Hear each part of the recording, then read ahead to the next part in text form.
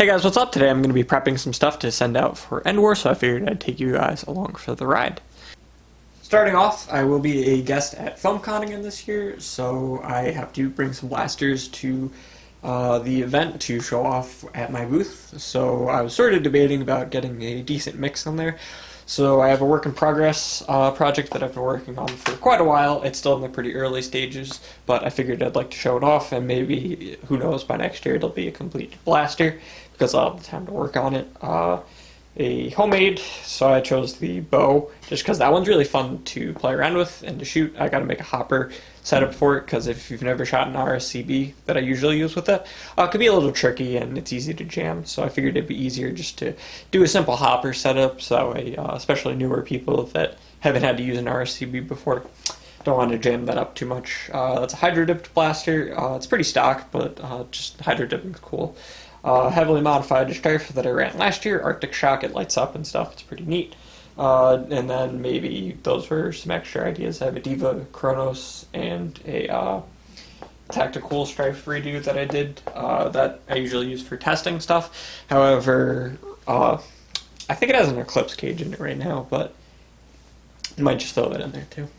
Speaking of blasters that I'm going to be bringing, this is my main showpiece Prism, V2.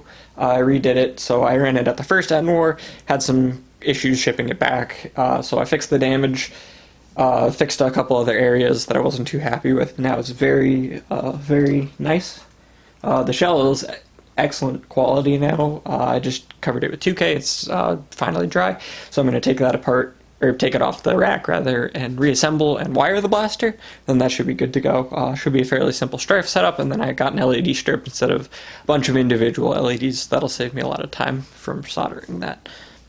At some point too, I also need to take down my banner. I've just been leaving it up there since last year, but that'll look good on the table, so I got to bring that down at some point. While on the topic of FilmCon, I'll have 2 giveaways this year. One, I have a limited number of patches, so it'll be first come, first serve, but I really wanted these just for my gear, but it was cheaper to get a large bulk order. So I got about 100 total. I gave about maybe like 20 or so out already to some fellow Northeast Nerfers, so I want to give those to people that actually want them, so any fans or anything at FilmCon can come find me at my booth, grab a patch for free. And then I got a ton of stickers. This whole box is actually full of, I think, around 2,000 I ordered to get the free shipping, actually. I don't think I'll ever use 2,000 stickers, but these are actually much nicer than the ones I had last year. They're weather resistant and like UV resistant, so you can put them on stuff and they won't wear out over time or with the water. Excuse the alien mask, however, this on my mannequin will be the setup that I'm running this year for Endwar. I'm trying a new loadout style. Normally I run with just a belt style loadout with like a singular dump pouch and then like 2 extra mags usually. However, this year I'm going to be trying a vest loadout because I'm going to be going with a different group, and rather than my normal style of running a lot, we're going to be going a lot slower. So I wanted to try something with a bit more ammo capacity because normally I just outrun a lot of zombies. However, I'm not going to be able to do that.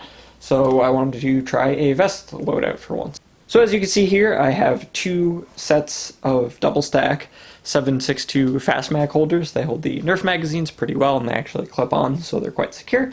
Then I also have another set of 4 on the back, so I can hold a total of 8 mags on the vest and 1 in the blaster for a total of 9 18 rounds. I'm also running a small dump pouch on the side for loose stocks, ammo, and things of that nature. I chose this vest in particular for a couple reasons. It's an NC Star one, I can link in the description below, but it has a hydration bladder spot on the back, which would be good because it's a pretty long day and you want to stay hydrated in the summer. It's also mesh, so it should breathe pretty well and not be like a more plate carrier style one where it's quite thick material. I believe the mesh should breathe pretty well. Normally I'd just, like I said, run a belt, so this will be quite a lot different for me, so I didn't want to go from one extreme to the other. I thought this would be a good in-between.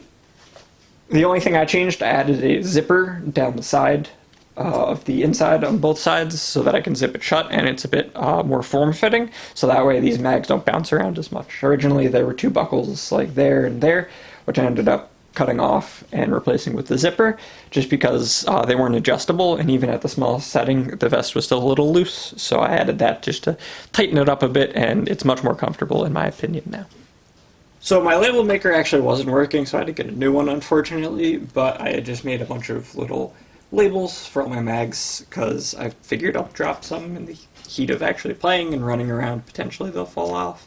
So just to get them back, or a higher probability of getting them back, rather, they usually do a lost and found, but I'm going to add my name to these. For some reason, Sharpie doesn't work particularly well in the Nerf plastic. It seems to just rub off. So the label maker printed names should last a bit longer and potentially increase my chance of getting them back.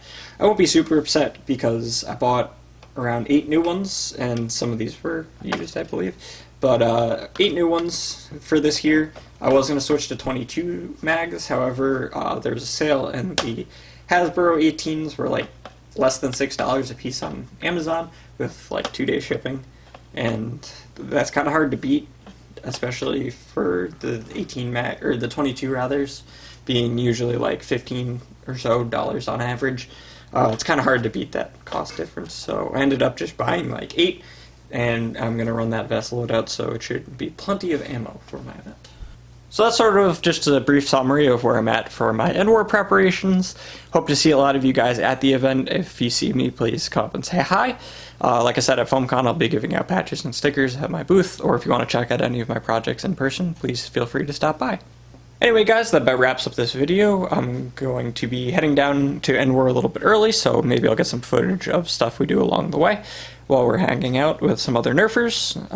As always, thank you for watching. I hope you enjoyed, and I will see you in another video.